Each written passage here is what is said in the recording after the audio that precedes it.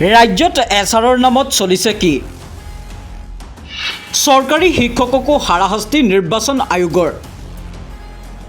নিতৌ বিদ্যালয়লৈ যোৱা শিক্ষকৰ নাম ভোটাৰ তালিকাৰ পৰা কৰ্তন। এখন মোৰ আই কাৰ্ড হয়, মই এজন টিচাৰ হয়, ডেইলি স্কুললৈ গৈ আছো, আমি ইলেকশ্যন ডিউটি কৰিছো প্ৰত্যেকটো ইলেকশ্যনত। পাৰ্মানেণ্টলি শ্বিফটিং কৰ্চ দি পেলাই কিয় নাম কটাইছে নি? ৰাজ্যত এছআৰ প্ৰক্ৰিয়াক লৈ বিতৰ্ক তুংগত, ঠায়ে ঠায়ে হৈছে প্ৰতিবাদ। তাৰ মাজতে এইবাৰ সংঘটিত হ'ল এক আজব ঘটনা। নিতৌ বিদ্যালয়লৈ যোৱা শিক্ষকৰ নাম ভোটাৰ তালিকাৰ পৰা নাম কৰ্তন। এইগৰাকী শিক্ষকৰ নাম চাহাবুদ্দিন হুছেইন, ৰঙাজান LP স্কুলৰ সহকাৰী শিক্ষক। তেওঁ নিয়মিতভাৱে বিদ্যালয়লৈ যোৱাৰ লগতে প্ৰতিটো নিৰ্বাচনী চৰকাৰীৰ নিৰ্বাচনী ডিউটি পালন কৰি আহিছে। কিন্তু শেহতীয়াকৈ তেওঁ স্থায়ীভাৱে স্থানান্তৰিত হোৱাৰ আপত্তি দৰ্শোৱাৰ গুৰুতৰ অভিযোগ কবিতা মেছ নামৰ এগৰাকী মহিলাৰ বিৰুদ্ধে।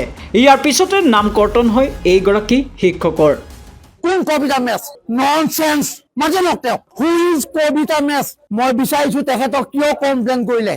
আজি হিয়াৰিঙত আহিছো, মই নিৰ্বাচনী বিষয়া কৈছো, সেই মানুহগৰাকীক লাগে। মোৰ নাম চাহাবুদ্দিন হুছেইন, মই ৰঙাজান সন্তক ৰঙাজান LP স্কুলৰ শিক্ষক, এছিষ্টেণ্ট টিচাৰ। মই ৰেগুলাৰ স্কুল কৰিছো। মই ইয়াত আছো নাই স্কুলে প্ৰমাণ কৰিব, ব্লক অফিচে প্ৰমাণ কৰিব, গুৱাহাটী ডাইৰেক্টৰ অফিচে প্ৰমাণ কৰিব। আমি ডেইলি এটেণ্ডেঞ্চ দি আছো, প্ৰত্যেকটো ইলেকশ্যনত ইলেকশ্যন ডিউটি কৰিছো। তেনেকুৱা চৰ্তত এই কবিতা মেছ কোন? হু ইজ কবিতা মেছ? মই বিচাৰিছো তেখেতক কিয় কমপ্লেইন কৰিলে। আমি ইয়াত নাই বুলি ভিত্তিহীনভাৱে সেই মানুহগৰাকীক লাগে। উল্লেখ্য যে সামাজিক মাধ্যমত এই ভিডিঅ' পোষ্ট কৰি নিৰ্বাচনী আয়োগ আৰু বিজেপি চৰকাৰক ধিক্কাৰ প্ৰদান বিৰোধী দলৰ দলপতি দেৱব্ৰত শইকীয়াৰ। এনে কাণ্ডক ভিত্তিহীন অভিযোগ আখ্যা দি নিজৰ ফেচবুক পোষ্টত কংগ্ৰেছ নেতাগৰাকীয়ে লিখে যে কবিতা মেছ নামৰ মহিলাগৰাকীয়ে আপত্তি দৰ্শালে, কিন্তু তেওঁৰ কোনো ফোন নম্বৰ নাই সম্পূৰ্ণ ঠিকনা।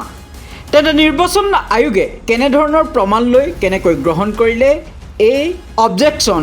লগতে তেওঁৰ স্কুলৰ পৰা ছুটি লৈ আহি নিজৰ যাৱতীয় নথি পত্ৰ দেখুওৱাৰ শিক্ষকজনৰ সৈতে হোৱা হাৰাশাস্তিৰ কথা উল্লেখ কৰি নিজৰ ফেচবুক পোষ্টত লিখে যে শুনানিলৈ শিক্ষকজন আহিল, নিজৰ আই কাৰ্ড দেখুৱালে, কিন্তু অভিযোগকাৰী দেখা দেখি নাই।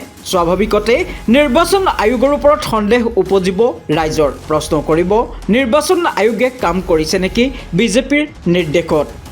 Bureau' report for Nation Assam.